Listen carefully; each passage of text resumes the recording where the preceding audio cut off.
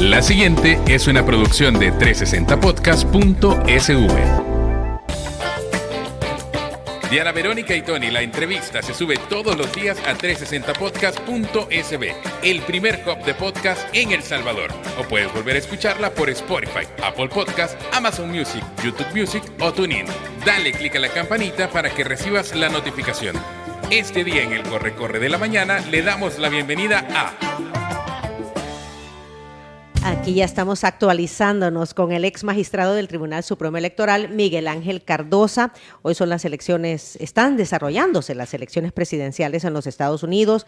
En algunos estados incluso se están dando también elecciones de otro tipo y queremos entender el sistema de votación en los Estados Unidos es algo completamente singular, totalmente diferente a lo que nosotros realizamos y queremos que nos lo explique alguien que sabe de este tema para que también entendamos cómo funciona el sistema en los Estados Unidos. Así que, Miguel Ángel, bienvenido. Qué gusto tenerlo aquí con nosotros. Gracias, sí, es un gusto compartir con ustedes nuevamente, luego de quién sabe cuántas veces. Ya teníamos días de no estar conversando, ¿verdad? Desde las elecciones, desde hoy en el 2024, las elecciones por ahí por marzo. Por ahí, ¿verdad? Un par de meses. Fragor de los pleitos de aquellos votos que se estaban cuestionando. Fue las mesas en el recuento de votos y todo eso. Sí estuve por aquí en esos días y quién sabe cuántas veces ya perdí la cuenta de cuántas veces estaba aquí. Siempre un gusto. Trataré de preguntarle. Lamento que siga enfermo, pero bueno, sí. Estaré listo para cualquier pregunta y qué bueno tener la oportunidad de compartir con ustedes este tema que es bien especial. Trataré de mantenerme dentro del ámbito electoral, sin embargo, los que nos metemos en temas electorales hablamos de campañas, hablamos de tendencias, hablamos de encuestas, así que esa tentación es imposible. Los gringos tienen este sistema de votación, o sea, son los gringos, este sistema de votación indirecta. Indirecta, correcto. Por ejemplo, cuando alguien entra a donde vota, o sea, ¿por quién marca? ¿Por quién está votando? Sí, bueno, este sistema de votación indirecta, cada estado tiene su propio arte de papeleta. O sea, las papeletas cambian de estado a estado. Dependiendo del estado que sea y qué se va a votar en ese estado, porque hoy no solo se está eligiendo presidentes, se está eligiendo senadores, se están eligiendo congresistas también. En algunos lugares, en algunos estados, se aprovecha la oportunidad para que el ciudadano se pronuncie sobre determinados temas. Por ejemplo, el tema del aborto, que hace poco fue una discusión en los Estados Unidos, producto de una decisión de la Suprema Corte, que dijo el tema del aborto es un tema de derecho de familia y el derecho de familia le corresponde decidirlo a cada estado. Y se lo dejó a cada estado. Entonces algunos estados van a aprovechar a hacer las consultas para ver si efectivamente aprueban o no el tema del aborto. Entonces las papeletas cambian en los países, pero cuando una persona va y vota, está votando por los candidatos. Él lo que en su papeleta va a ver son los candidatos. La fotografía y en esas papeletas, indistintamente que cada estado emita la suya, Miguel Ángel, aparece el rostro, aparece el nombre. ¿Cómo lo manejan ellos? Esto cambia de acuerdo a estado a También, estado. Pero ayer tuve la oportunidad de ver uno, la publicó CNN, por cierto, del estado de Puerto Rico, que Puerto Rico es un caso especial, que para los puertorriqueños ellos son estado libre asociado, pero para los norteamericanos ellos son un territorio. Entonces votan para su gobernador, votan como que fuera un estado de los Estados Unidos, pero no votan para el presidente. No obstante, en su papeleta... Sino que votan para sus propias autoridades. Para su gobernador, ellos van a votar su gobernador. Okay. Incluso en algunos estados se va a votar, hay creo que 10 o 11 estados que votarán por gobernadores, que son sus presidentes de sus estados. Entonces, en el caso de Puerto Rico, aparecen los rostros del presidente y el vicepresidente, aparecerá con la bandera del Partido Republicano, el Partido Demócrata, pero sus votos no van a valer porque Puerto Rico no va a votar para presidente. Pero en otros estados puede ser así. No obstante, ellos están marcando su voto a favor de un candidato o de otro, pero realmente ellos no están eligiendo. No eligen directamente a la persona, sino que ellos lo que están eligiendo son los compromisarios, los votos electorales de cada colegio electoral que existe en cada estado. A ellos realmente son los que elige la población. Y serán los de cada estado, los compromisarios del colegio, los que van a votar por el presidente y el vicepresidente. ¿Quién nombra a esos compromisarios que luego conforman el mentado colegio electoral? Sí. Bueno, son propuestos por los partidos políticos. Cada partido político tiene su lista. Cada estado tiene su número de compromisarios. Habrá que ver qué número le corresponde al estado de acuerdo a la población. Para que vayamos pasito a pasito, Miguel Ángel, ¿qué es un compromisario? ¿Qué es un delegado del colegio electoral? Es la persona que designa el partido político y que integrará esa figura, que es una ficción, ese colegio electoral, que se integra y se desintegra prácticamente solo para este tiempo. Surge para el día de las elecciones, se reúnen, votan, mandan su voto al Congreso y luego hasta ahí llega su papel. Eso lo podrán hacer si están listos el día de mañana. Tienen hasta el 17 de diciembre para hacerlo, pero son a propuesta de los partidos y los números surgen porque ya está regulado cuántos números le corresponde a cada estado, cuántos votos electorales tiene cada estado. Eso lo deciden de acuerdo a la cantidad de población, que es el mismo criterio que se utiliza para los representantes en la Cámara de Representantes, que es coincidente. El número de miembros de Cámara de Representantes por estado es el mismo que tienen en el colegio electoral. Y se define en base a la población. En base a la población. Ajá. Y también tienen representantes del Senado, porque ellos son bicamerales, en 2 cámaras. En el Senado son 100, 2 representantes por cada estado. Ahí es igualitario, no importa el número de población. Entonces son 2 también que reciben por cada miembro del Senado. Entonces, de acuerdo al número de personas, de población, se eligen los miembros que son los miembros de los votos electorales que coinciden con la Cámara de Representantes, 2 además por los miembros del Senado. Del Senado. Uh-huh. Y los que menos tienen son 3. Y hay un número de estados que tienen 3, incluyendo la capital, el Distrito de Columbia. Distrito Columbia. Distrito uh-huh. Columbia. Tienen 3 miembros y se les aseguran. Ahora, los otros estados grandes, como ocurre California, tiene 54. Este es un sistema que ya tiene sus 200 años de vida de la Unión Americana, tiene y lo deciden precisamente porque cuando se unen los estados para hacer la Unión Americana, se dan cuenta de que si le dan el voto popular, los estados que tengan mayor número de población son los que van a mandar, son los que van a nombrar siempre al presidente. Entonces, para lograr un equilibrio entre todos los estados, se crea este mecanismo de voto indirecto. De voto indirecto de los colegios electorales. Que se va actualizando cada 10 años, entiendo yo, que hay un censo. Hay un censo que se actualiza, que es el censo de población. Ajá. Se actualiza cuántas personas le corresponden en la Cámara de Representantes y eso va a hacer variar también el número de los colegios electorales. Hay que recordar también que en aquel tiempo, cuando se genera la Unión Americana, cuando se reúnen los estados, también el sur está recibiendo una importante migración de personas de color, que son los esclavos. Entonces también eso cambiaba un poco el tema de población y eso les hace también decidir este sistema de votación indirecta.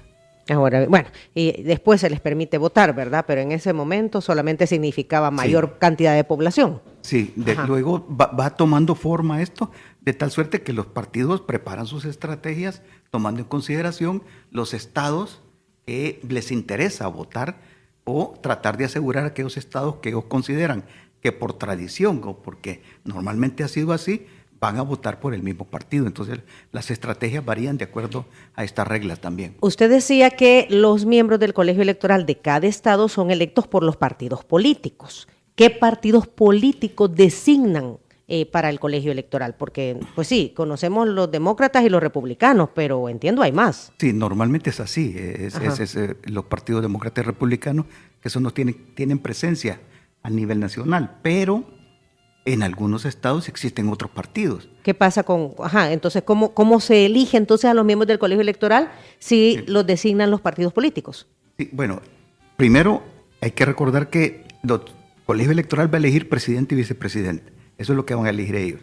De tal suerte que si hay un tercer candidato, como algunas veces ocurre, que son candidatos independientes, estos van en el camino formando estructura, su propia campaña, que allá por cada elección que va a haber se crea una figura jurídica que es el equipo de campaña, que es el que recibe fondos, el que los administra y el que los maneja, y ese se va conformando el grupo. Si el candidato en el camino se da cuenta que tiene posibilidad de generar presencia a nivel nacional y generar una tercera candidatura, va a ir nominando miembros al colegio electoral.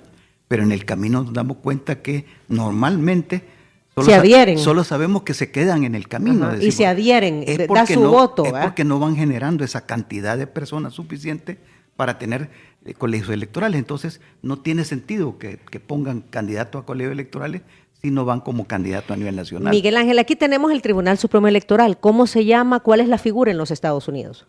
Allá se llaman comisiones estatales electorales.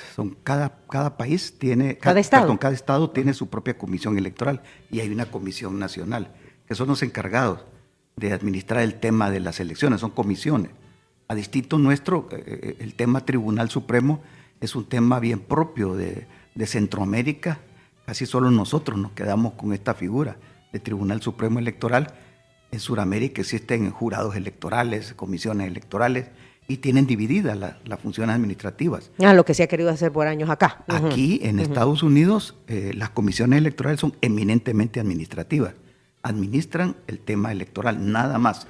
Si hay problemas electorales se van a la Suprema Corte, pero, se van a las Cortes estatales. Estos consejos son los que cuentan los votos. Estos consejos son los que manejan el sistema de conteo de votos, que también eso difiere de estado a estado. En algunos tienen voto electrónico, en buena medida tienen voto anticipado, en otros tienen voto manual de acuerdo al estado y tendrán también sus propios mecanismos para contar los votos. De tal suerte que ustedes recordarán, hace 4 años que el expresidente Trump peleó su candidatura, señalaba en determinados estados y era contra estados específicos que decía él había habido fraude y que había que investigarlo. Es porque en cada estado se cuenta de manera diferente. Y habría que ver cómo es. O sea, cada consejo decide cómo se maneja. En cada estado decide cómo se cuenta. Y divulga sus resultados y sabe cuánto es.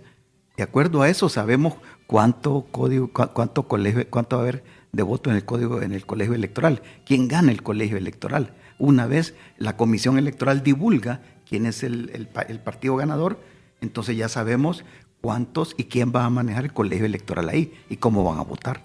O sea, por ejemplo, pongamos el caso de California, vaya. Entonces, ahí está preparado el Partido Republicano con sus miembros del colegio electoral, nos explicaba usted, tiene su lista, y también el Demócrata. Sí, que tiene su lista. Que tiene su lista. Entonces, el día de la votación oficial, por decirlo algo, es hoy porque ya hubo anticipada, ¿verdad? Sí. Termina el día y entonces se sabe quién tuvo más votos. Si los republicanos o los demócratas. Y no importa que sea por un voto, por 5 votos, por 10 votos, por 1 millón de votos, por 3 millones, no importa. Ajá. ¿Y entonces qué pasa? Ahí en California el ganador se lleva todo. Tienen el sistema de votación absoluta, de winner take it all, como dicen los norteamericanos ahí. Entonces aquí... Como dice la canción de ABBA. Como dice la canción de ABBA, correcto. El ganador se lo lleva todo. Con un solo voto, entonces el Partido Demócrata sabe que va a tener los 54 compromisarios del Colegio Electoral de California. Y entonces estos 54 dan su voto a favor del Partido Demócrata. La mayoría de estados le da libertad de acción a los compromisarios. Explíquenos esa libertad entre comillas. Sí, la mayoría de estados deja que los compromisarios vayan y ellos ejerzan su libre ejercicio de voto. En algunos estados específicamente se les da la obligación que voten con el partido. Claro, que los nominó. Ajá. Claro, si yo, Partido Demócrata, he designado 54 compromisarios para que voten, seguramente me voy a asegurar que sean personas de confianza del partido. Afines. Líderes que locales. Voten por mí. Líderes locales o miembros de determinados. Que no me vayan a salir con Domingo 7. Claro, que no vayan a salir luego con que pudiera ocurrir. No, pues sí. Es que puede ocurrir, ahora, claro que sí. Cuando votan los miembros del colegio electoral, Miguel Ángel, lo hacen al final del día, entendería yo, cuando ya se sabe quiénes tienen la mayor cantidad de votos. Una vez se resuelva ese tema, porque ese es otro punto. O sea, el cuestionamiento electoral ha vuelto a ser un tema superado por los norteamericanos, pero ha vuelto a caer a la palestra. ¿Por qué? Porque hace 4 años el presidente Trump peleó en varios estados que dijo que estaban contando mal los votos, que había fraude. Y como cada estado tiene su propio sistema de conteo. Sus equipos locales pelean esa votación. Entonces, hasta que la comisión electoral dé por válido los votos, va a decir quién es el ganador. Porque en algunos estados, hace 4 años incluso, el pleito terminó en la Corte Suprema de Justicia de ese estado, peleando la votación. Hay un caso singular, que es el caso de Al Gore con Bush en el 2000. Eso fue con Baby Bush. Con Baby Bush, con el hijo de Bush, que Al Gore ganó por más de 500,000 votos. En la Florida creo que fue. En el estado de la Florida, en el estado de Florida, ganó por más de 500,000 votos y el pleito se centró en el estado de la Florida, que es donde el colegio electoral se estaba peleando. Tuvo que irse hasta definir a la Suprema Corte. La Suprema Corte define que lo gana Bush, el estado, entonces eso le suma los votos suficientes a Bush para ganarle a Al Gore, que incluso tenía mucha más votación nacional, popular, que es otra característica de la Pero votación eso entonces norteamericana. no significa...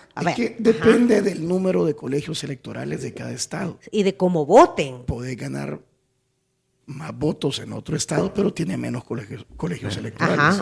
Así es la vaina. Sí, así es. Por eso es que se dice, y esto diferencia a nuestro sistema electoral, que no siempre el que tiene más votos populares a nivel nacional es quien queda presidente. Porque depende del número de colegios electorales que tenga, de los compromisarios. Eso recientemente ha ocurrido en 2 ocasiones, el caso de Al Gore con Bush y el caso de Hillary Clinton con el presidente Trump, precisamente, porque Hillary Clinton le gana casi por 3 millones de votos, una gran diferencia, pero Trump le gana por 77 votos electorales. Entonces queda presidente Trump. Se asume que cada partido ya llega al día de hoy con un número de colegios electorales que dan por sentado que ya los tienen. Sí. ¿Verdad? Y luego están los estados pendulares, que son, por eso es que no salen de Pensilvania. Ahí han pasado. No salen de Michigan, no salen de Wisconsin. Sí. O sea, solo ahí han hecho campaña casi. Sí, bueno, ciertamente por razones históricas, por razones de votaciones anteriores, por razones de tradición, los partidos consideran ciertos estados como propios, como que seguramente van a votar por por ellos. Ya se sabe que ahí voy a ganar. California es un voto demócrata de antaño, entonces todo el mundo, los analistas dan por hecho que los demócratas en California van a ganar. Y así dan por hecho en varios estados. Por eso es que casi empezamos el análisis de cuántos votos electorales van a tener partiendo de una cifra que ya los analistas dan, que son 226 para los demócratas y 219 para los republicanos. Porque tradicionalmente así han votado. Considerando que son los estados que van a votar por ellos. Quedan 93. Quedan 93 en el aire.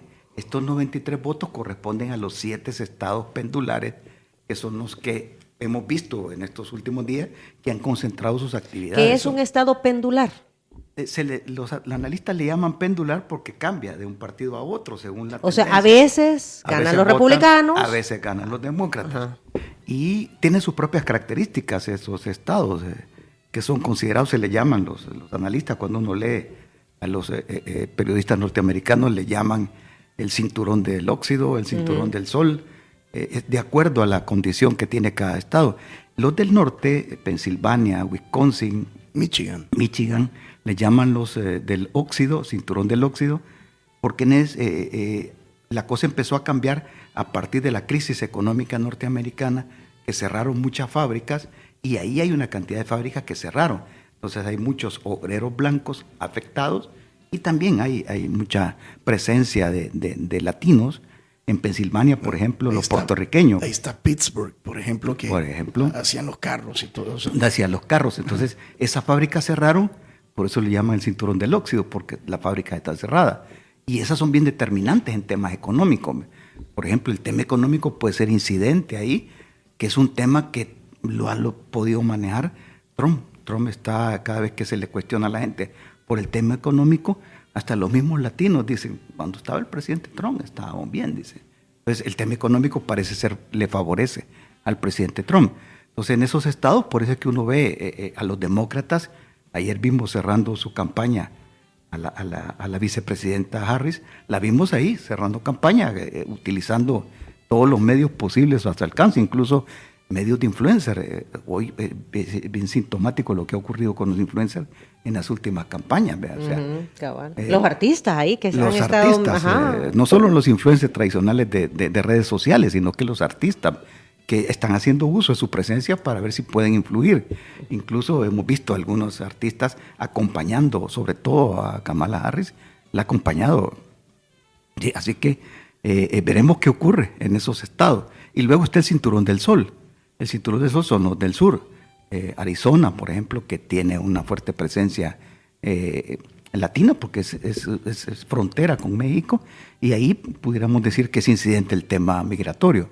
También está Nevada, donde Las Vegas, donde hay una cantidad de latinos ahora que están ahí y que votan, que ya son los que ya tienen sus documentos que pueden votar. Eso también pueden incidir, que será otro tema a analizar, ¿verdad? Saliéndonos ya un poco de la estructura electoral para ver cuáles pueden ser las tendencias. Miguel, Georgia. Usted dice que, a ver, dependiendo del número de votos, así los miembros del colegio electoral terminan votando. Ok, y pudiese haber una división en un colegio electoral de un estado en donde ciertos votos vayan para un partido y ciertos votos para el otro. Pudiera ocurrir. Pudiera ocurrir. De hecho, porque dice que usted que al final cada miembro del colegio electoral es libre, entre comillas, de votar por quien quiera, ¿verdad? Respetando, entendería yo, los intereses de las grandes mayorías. Pero puede ocurrir. Sí, de hecho, en la última elección, cuando los colegios electorales, cuando terminaron de discutir el tema de quién ganaba en determinados estados donde el presidente Trump estaba peleando esos estados, resultó que cuando se reunieron los colegios electorales, hay casos que registró la prensa donde los miembros de los colegios electorales se dividieron, se pelearon entre ellos. Entonces hubieron cuestiones de que no se ponían de acuerdo para levantar el acta. Entonces también puede ocurrir que en un momento determinado se dividan. Al final prevaleció el criterio democrático de los norteamericanos y lograron resolver esas diferencias, pero puede encontrarse esa situación. Por decirte algo, si eran 7 votos electorales, 4 demócratas, 3 republicanos, pero al final, pongámonos de acuerdo, ganamos por mayoría, ganan los demócratas. Sí. Aunque los otros querían republicanos, pero por mayoría ganan demócratas. Pudiera ser. También pudiera ser que de los 226 o 219 que damos por hecho que los tiene cada partido, cambien las cosas. Eso leía yo. Que a la hora de la votación puede cambiar también. Porque está la frase, ¿verdad? Tradicionalmente han votado por el partido tal. Pero pues sí, nunca se sabe. Puede cambiar. Puede cambiar. De hecho, hoy hay muchos temas interesantes que están en la discusión. Por lo menos hay 4 que pueden ser muy incidentes y que pueden hacer cambiar las cosas. El tema de la economía, el tema de las relaciones internacionales, hay mucho pleito internacional. Muchos están diciendo que por qué andan metidos allá al otro lado del mundo enviando armas. Pero están metidos en todos, entonces cualquier conflicto en el mundo incide en la política interna norteamericana. También está el tema del aborto, que tiene un fuerte peso religioso en el trasfondo. Eso será también otro tema determinante, y el tema de la inmigración. Ese será otro tema también que también puede decidir, sobre todo por el grupo de votantes latinos que pueden tener ya un nivel de incidencia en determinados estados, que pueden verse afectados o no por la política migratoria anunciados por uno o por otro. Entonces no sabemos a dónde van a tomar camino los latinoamericanos, incluyendo los puertorriqueños en Pensilvania. En Pensilvania, además de un fuerte grupo puertorriqueño que puede ser incidente por el tema económico o por el tema de los insultos que ha recibido Puerto Rico, que no sé qué tanto va a pesar realmente, pero ayer veía un noticiario donde en uno de los últimos mitines que hizo Kamala Harris, había muchos puertorriqueños y la gente decía, es que nos insultaron. Y, bueno, habrá un grupo que les ha afectado, habrá otro grupo que no, y que votará igualmente por Trump. Entonces, eso habrá que ver. Sí, fue un desliz del payaso ese que llevaron y ya estuvo. Pues no les afecta, es lo que usted dice. Puede ser, al final manda más la bolsa, la billetera. Ese es determinante, sin duda. La economía. Sí, pero hay otras cosas que en el tema económico también es interesante analizarlo, y es que no solo es qué tanto me va a ingresar a mí, sino que qué política económica va a desarrollar uno y otro. hay un tema que los diferencia. No, nos detenemos ahí un ratito, Okay. Miguel Ángel, porque son las 8:34 y desde hace tiempo nos está pidiendo producción que vayamos a la pausa. Nos vamos a quedar ahí en el tema económico, ¿verdad? Que decía usted, es uno de los temas que pesa en las decisiones que puedan tomar los que votan para los nuevos gobernantes en los Estados Unidos. Ya vino, bueno, estamos disfrutando Cherito Café, también tenemos leche Ira 26, compañero, tan salvadoreña como vos. Le entregamos, Miguel Ángel, unos sobrecitos de leche Ira. Usted se acuerda de la leche Ira 26, ¿verdad? Bueno, ha regresado porque es tan salvadoreña como vos. También ya vino el desayuno de San Martín. Aquí siempre comemos rico, gracias a San Martín, desayunamos rico. Y veo por ahí, bueno, habrá algún pan chapata, un típico salvadoreño, pancakes que tienen en diferentes variedades, Panadería San Martín. Y agradecemos a Línea Rosa, el servicio de transporte conducido por mujeres para transportar mujeres, quienes nos han traído los desayunos. 6200-4491, su número de WhatsApp, o las puede contactar a través de Línea Rosa App. Pausa, saludamos a Napoleón Aguiluz, un saludo al doctor Cardosa. Siempre es muy ilustrativo escucharlo con base a su experiencia. Que nos alegre este comentario. Regresamos en breve.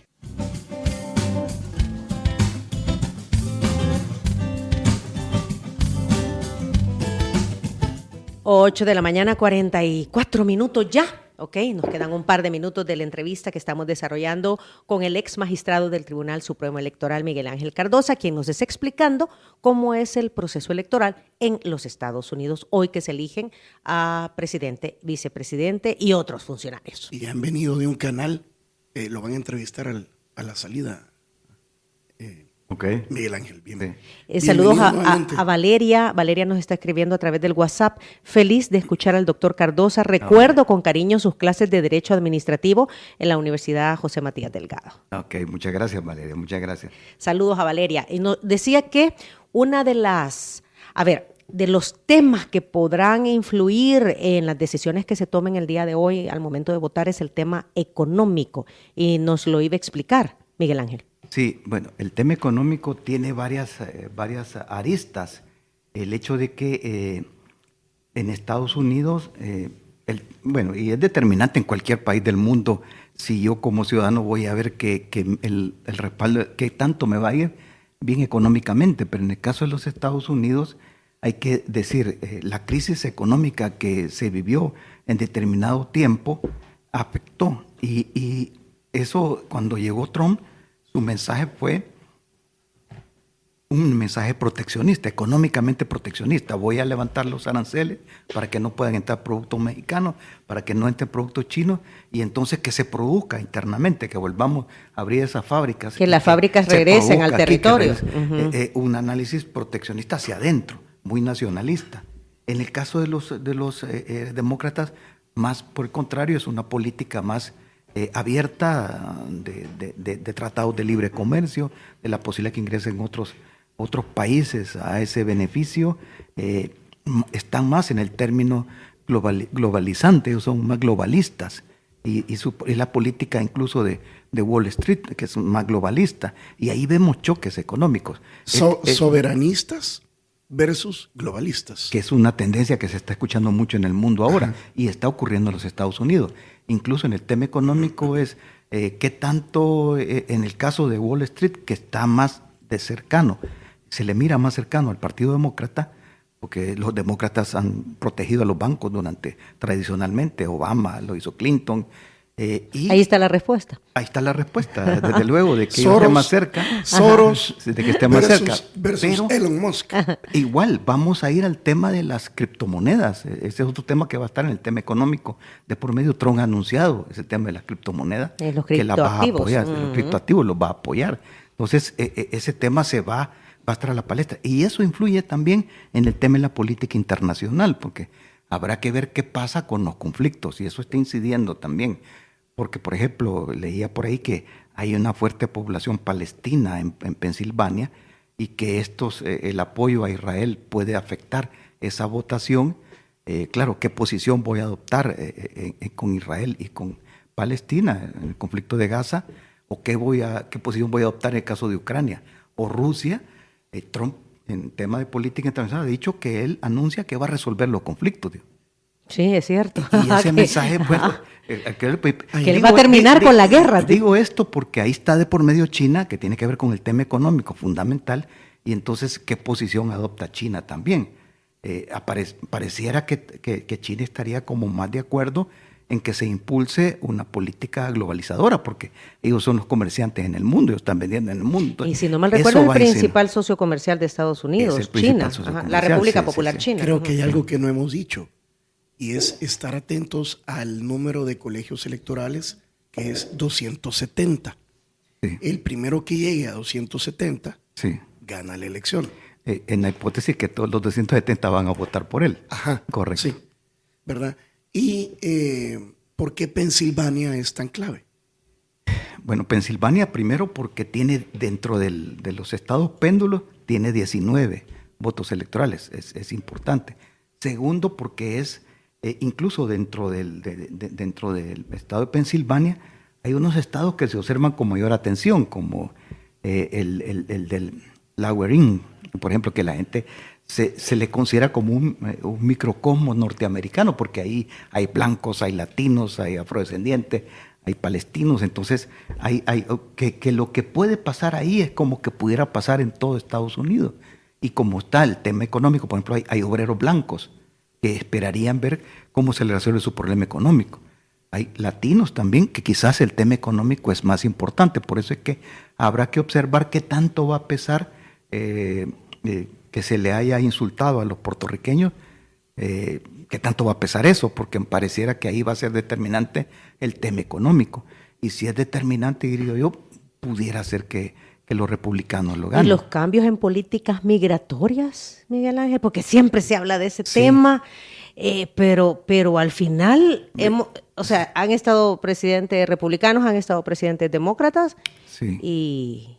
Claro, y la cosa sigue igual. El problema por decirlo de alguna manera, se ha extendido, porque normalmente era un tema de los políticos, de los partidos y de la franja de frontera de México con Estados Unidos, pero ahora vimos cómo el gobernador de Texas empezó a mandar gente para Nueva York, entonces ya empezó a afectar al estado de Nueva York, que se había afectado con aquel tema de que ya no podía aguantar más en sus protegiendo a los que llegaban. Ese es otro tema que ya está influyendo un poco más allá, pero normalmente era en la franja que se discutía, y nosotros los que estamos interesados a que nuestros hermanos puedan resolver su problema allá y que puedan tener sus documentos. Yo no esperaría grandes cambios en el tema ni migratorio ni de relaciones con El Salvador. O sea, temas como la gente que está con el DACA, o con el TPS, tarde o temprano se va a resolver. Esos casi tienen resuelta su situación. Yo creo que por ese lado, ahora, la nueva migración es la que Estados Unidos pide que se esté controlando. Y mientras El Salvador esté disminuyendo su número de migrantes, mantenga bajo control el tema de seguridad, le está dando esa posibilidad a Estados Unidos de que puede mantener sus relaciones con Estados Unidos sin mayor problema, independientemente de quién llegue. Por mi experiencia como funcionario y por mi relación con funcionarios norteamericanos durante toda mi carrera, difícilmente van a cambiar su política, o sea, derechos humanos, de hecho, transparencia, eso lo van a seguir exigiendo. Diana Verónica estuvo ayer en un evento donde estaba el embajador William Duncan y dijo cosas sí, palabras importantes. más, palabras menos, le decía Tony en su discurso. El embajador dijo, indistintamente quién gane en los Estados Unidos, las relaciones El Salvador, Estados Unidos van a continuar, están en su mejor momento y nuestro objetivo es que salgamos adelante con todo. Sin duda, Norteamérica, Estados Unidos, primero no hay que olvidar que somos la región vecina de Estados Unidos. Estamos en el traspatio de los Estados Unidos y por lo tanto cualquiera que quiere cuidar su casa va a cuidar todo su vecindario. Entonces eso sin duda, el interés va a seguir ahí. Por otro lado también el tema migratorio, el combate al narcotráfico, son temas que son fundamentales para los americanos, pero en la balanza ponen ellos el tema de la transparencia, el tema de respeto a derechos humanos. Esa situación va a seguir siendo así y lo veo muy difícil que cambie independientemente de quién llegue. Lo que sí puede cambiar en la llegada nuevamente de los republicanos es más el manejo de estilo que tenga el presidente Trump frente al estilo que puede tener como presidenta la vicepresidenta Harris. Eso sí puede cambiar, el estilo, el manejo que tenga cada funcionario, pero las políticas norteamericanas no creo que cambien. O sea, palabras más, palabras menos. Estados Unidos tiene definidas sus políticas, indistintamente quién gane, no habrá mayores cambios trascendentales. Y no las ha cambiado en los últimos años, difícilmente. Miguel Ángel, llegan casi empatados a esta... Llegan empatados. Tirarse a la piscina para las grandes cadenas televisivas o los periódicos importantes y decir quién ganó esta noche va a estar yuca. Sí, está difícil. Recuerdo que platicábamos hace 8 años, y hace 8 años el mensaje fue, sí, Hillary está ganando en el voto popular, pero no sería nada extraño que ganara Trump. Y así ocurrió hace 8 años. Hoy es muy difícil predecir, hay una votación empatada. Y hay demasiados temas, como hemos conversado, demasiados temas en la palestra que pudieran incidir en determinado grupo u otro. Entonces es muy difícil predecir si eso va a cambiar. Una última pregunta, porque ya se nos acabó el tiempo. ¿Por qué hay latinos, hispanos, que pese a los insultos o a la discriminación de Donald Trump, lo apoyan? Creo que por el tema económico. Creo que con los que he podido platicar yo, hermanos lejanos y cercanos, y algunas encuestas que he podido ver en televisión, creo que es lo que prevalece, el tema económico. O sea, si yo vivo en los Estados Unidos y yo puedo votar en los Estados Unidos porque he arreglado mis documentos en los Estados Unidos, quiero seguir disfrutando del sueño americano. Y me parece que para ellos le fue mejor cuando estuvo Trump que cuando estuvo en los últimos días. Claro, los demócratas están como más preocupados por otros temas globales que les incide. Y más bien Trump va hacia adentro a resolver el problema adentro. Y creo que eso está marcando tendencia entre algunos latinos. ¿Y usted se avienta a decir quién gana? No, en esta ocasión no. Creo que hay literalmente un empate. Ahí sí le voy a quedar mal, vea. Ahí sí le voy a quedar mal. Ahí sí le voy a quedar mal. Lo he meditado, realmente he estado pensando en eso, pero es muy difícil decir, es muy difícil predecir si se va la balanza se va a inclinar a favor de uno u otro. Pudiera inclinarse a favor de cualquiera de los dos. Por eso es que se dice que técnicamente hay un empate. Lo único que sí le puedo decir, hoy habrá votación. Esperamos que este día todos los estados den sus resultados. Puede haber problemas electorales y que se prolongue. Algunos estados no den su resultado ahora. Después, antes del 17 de diciembre, los 534 compromisarios tendrán que emitir su voto. Esa es la fecha límite. Esa es la fecha límite que tienen. 538, ¿no? 538, sí, perdón, sí. 538, correcto. Y luego mandarlo al Congreso, el Congreso lo recibe y en una sesión bicameral, las dos cámaras, senadores y congresistas, van a contar los votos el 6 de enero. Por eso recuerden ustedes que pasó hace 4 años el 6 de enero, allá en el Capitolio, porque había esa sesión bicameral. Que ahí es donde se dice son ¿quién tantos es el votos ganador? Y el ganador es tal, y ahí se proclama al presidente y el 20 de enero estará tomando posesión el nuevo presidente de la Unión Americana.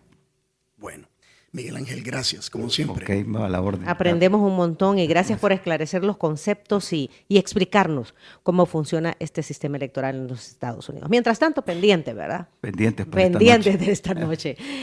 Si usted quiere conocer la explicación del ex magistrado, Miguel Ángel Cardosa sobre cómo es el proceso electoral en los Estados Unidos, ponga mucha atención a lo siguiente. Si quieres volver a escuchar esta entrevista, ingresa a 360podcast.sb, el primer hub de podcasteros salvadoreños. Sigue a Diana Verónica y Tony la entrevista en Spotify, Apple Podcasts, Amazon Music, YouTube Music o TuneIn. Esta fue una producción de 360podcast.sv.